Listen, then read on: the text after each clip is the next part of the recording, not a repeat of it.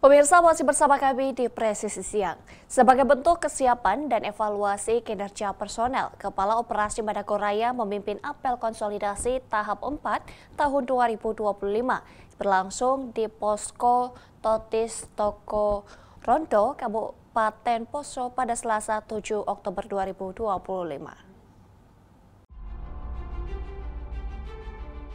Dalam keterangan tertulis, Kepala Operasi Madagoraya Kombes Polisi Heni Agus Sunandar menyampaikan rasa syukur atas terlaksananya apel konsolidasi dan mengapresiasi semangat personel yang tetap solid menjaga stabilitas keamanan di wilayah operasi. Ia menegaskan pentingnya pengawasan dan pengendalian para Kasatgas kepada anggotanya agar pelaksanaan tugas berjalan tertib, efektif, dan profesional. Menurut Kaops Madagoraya, keberhasilan operasi Madagoraya tidak hanya diukur dari keamanan wilayah, tetapi juga dari kedekatan Polri dengan masyarakat melalui pendekatan humanis dan persuasif. Pengaruhnya ada di masyarakat. Artinya kalau kita ada saja, masyarakat sudah mulai berpikir untuk melakukan hal-hal yang tidak baik terkait dengan radikalisme. Paling tidak mereka merasa diawasi dan terawasi oleh adanya anggota polisi yang tugas di operasi Madagoraya. Apalagi kalau kemudian kita tugas bantuan sosial, tidak usah sifatnya besar, mungkin hanya sekedar alat tulis untuk anak sekolah, kemudian kelengkapan ibadah untuk yang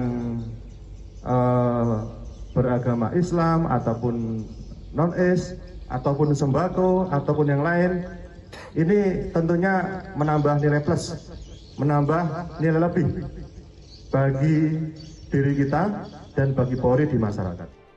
Meski kondisi Sulawesi Tengah relatif kondusif, ia mengingatkan agar seluruh anggota tetap waspada menghadapi dinamika yang berkembang di tengah masyarakat.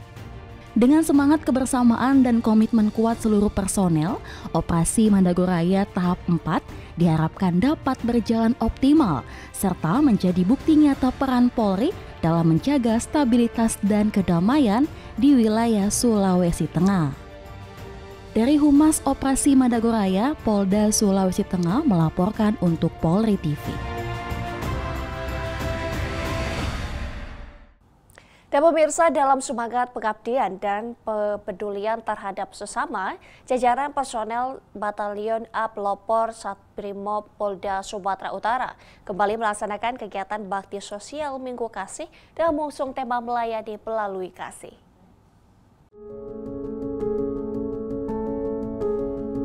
Kegiatan sosial ini digelar di 4 titik wilayah Kota Medan, yakni Jalan Tuasan Sidorejo Hilir, Kecamatan Medan Tembung, Jalan Pasar 3 Tegolrejo, Kecamatan Medan Perjuangan, Jalan KL Yosudarso Pulau Brayan Kota Kecamatan Medan Barat, dan Jalan Setiajadi Glugur Darat 1 Kecamatan Medan Timur.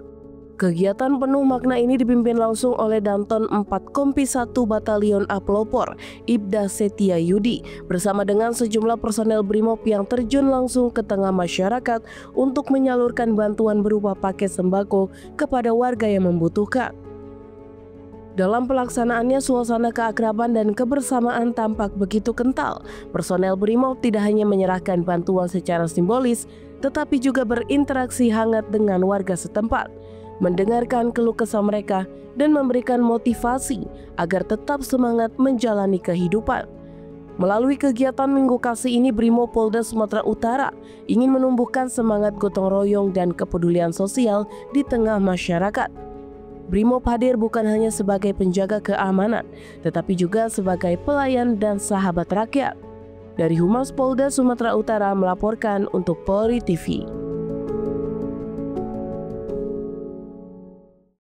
Di informasi lainnya pemirsa, Direktorat Reserse Narkoba Polda Sumbar mengungkap 14 kasus peredaran narkotika dengan 19 orang tersangka di berbagai wilayah di Sumbar. Pengungkapan kasus ini dilakukan sepanjang September lalu. Berikut laporan personel Bit Humas Polda Sumbar. Polda Sumatera Barat melaksanakan pengungkapan kasus narkotika dan pemusnahan barang bukti narkotika di depan Mapolda Sumatera Barat. Direktorat Reserse Narkoba Polda Sumatera Barat menggelar konferensi pers di halaman depan Mapolda Sumbar Selasa 7 Oktober 2025 untuk merilis hasil pengungkapan kasus tindak pidana narkotika sepanjang September 2025. Dipimpin langsung oleh Dires Narkoba Polda Sumbar, Kombes Pol Wedi Mahadi SIK MAP. Kegiatan ini dihadiri perwakilan Pemprov Sumbar, BNPB Sumbar, Kejaksaan, Pengadilan Negeri. Dalam penyampaian Dires Narkoba merinci pengungkapan kasus narkotika. Kasus pertama terjadi pada 13 September 2025 di Jalan Gelugur Nagari Padang Gelugur, Desa Gurukoto, Kabupaten Pasaman. Barang bukti berupa ganja kering seberat 40,09 kg dikemas dalam sekitar 50 kantong plastik telah mendapat surat penetapan pengadilan untuk dimusnahkan. Kasus kedua berasal dari temuan masyarakat pada 21 September 2025 di Jalan Lintas Padang Painan Teluk Bungus, Kabung, Kota Padang, berupa sabu-sabu seberat 94,08 gram. Selain itu, pada tanggal yang sama, polisi mengamankan 424 butir pil ekstasi di sebuah rumah di Jalan Gantiang Parak Gadang, Kecamatan Padang Timur. Pengungkapan lanjutan pada 24 September 2025 di Jalan Raya Gadut Puskesmas Luki RT 01 Kecamatan Lubuk Begelung berhasil menyita 480 gram sabu-sabu. Terakhir pada 26 September 2025 di Jalan Batang Araunipah Kecamatan Padang Barat, polisi mengamankan 441 butir pil ekstasi. Konferensi pers diakhiri dengan pemusnahan barang bukti secara simbolis disaksikan seluruh peserta. Kombes Pol Wedi Mahadi menutup dengan ajakan, "Kami siap tindak lanjut setiap informasi dari masyarakat. Perang melawan narkoba ini harus komprehensif dan sinergis." Kegiatan ini menjadi momentum penguatan harmonisasi antar lembaga untuk ciptakan Sumbar bebas narkoba.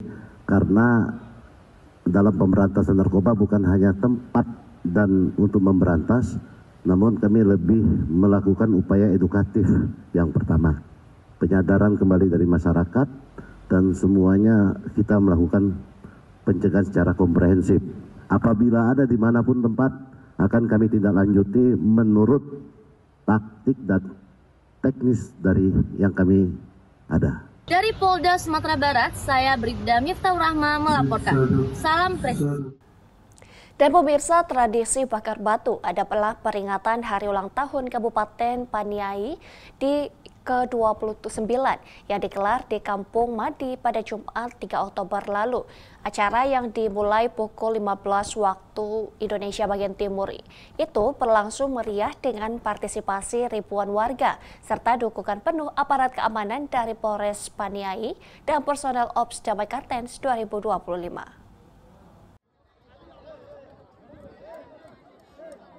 Dalam keterangan tertulis, Kepala Operasi Damai Kartens 2025, Brigjen Polisi Faisal Ramadhani mengatakan, pengamanan telah disiapkan sejak awal untuk memastikan rangkaian kegiatan berjalan aman dan kondusif.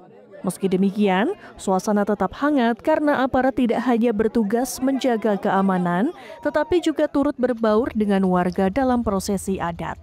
Personel terlihat aktif berkomunikasi, membantu hingga berbagi makanan hasil olahan bakar batu bersama masyarakat.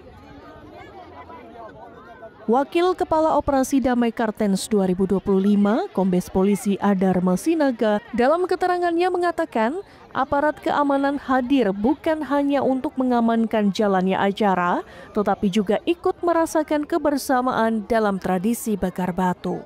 Momentum ini adalah pesta rakyat, dan kami ingin masyarakat merasa nyaman serta gembira. Acara kemudian ditutup dengan makan bersama antara masyarakat, aparat, dan pemerintah daerah. Keceriaan serta kehangatan terpancar dari suasana, dan ini menegaskan bahwa bakar batu bukan sekedar tradisi, tetapi juga berkat sosial yang menjaga harmoni di tanah Papua. Dari Humas Satgas Damai Kartens, Polda Papua melaporkan untuk Polri TV.